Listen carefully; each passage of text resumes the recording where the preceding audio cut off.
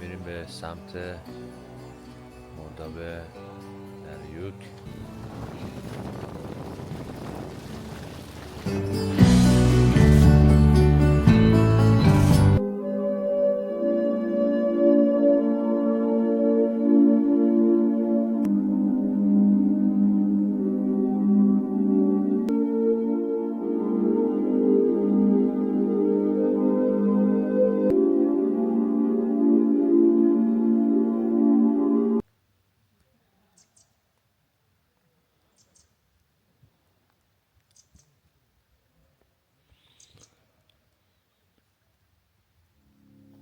درود دوستان عزیز و گرام، مرسی که کانال بنده رو دنبال میکنید و در این سفرها با من هم سفر هستی. دفعه اومدیم دریاچه دریوک در مازندران، فوق‌العاده دریاچه زیباییه. الان فصل زمستونه، حتما فیلم‌های هوایی زیبایی اینجا میگیرم. در ادامه اونا رو ببینید و لذت تهران به مقصد کلاردش بیاین. مپ بزنید دریاچه دریوک میاره تا آخرین روستا، اونجا پارکینگه دیگه، اونجا بعد ماشین سواری نمیتونید. تشریف میارید توی پارکینگ ماشین رو میذارید. حالا یا میتونید با آفرود اینجا هستن، میتونید آفرود بگیرید بیارنتون تا اینجا، تقریبا با آفرود یه نیم ساعت راهه. میتونید نه تقریبا 4 کیلومتر راهه پیاده روی کنید و به این دریاچه زیبا برسید.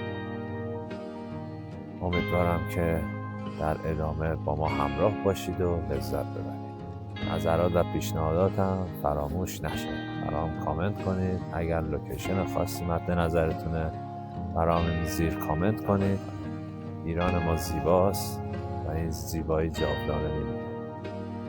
خب میریم یه ماجراجویی بکنیم، اطراف دریاچه یه چرخی بزنیم، ببینیم لوکیشن زیبا چیا داره، کجا میره.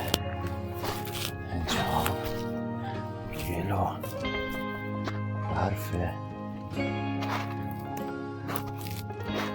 زمستونش هم قشنگه، خیلی قشنگه. لوکیشن فوق‌العاده زیبا.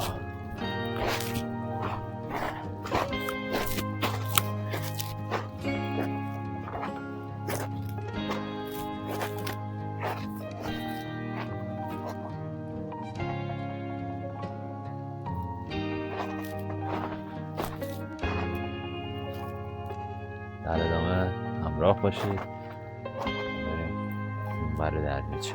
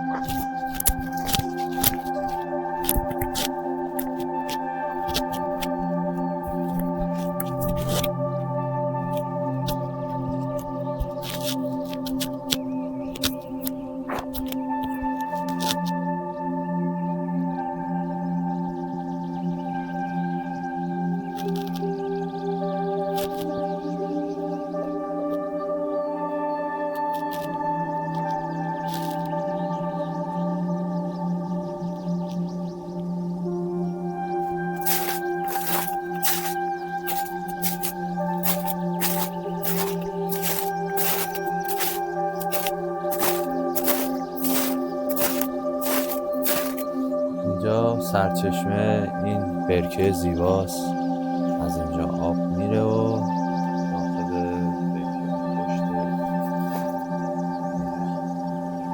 ته برکه هم یه راه خروجی هست.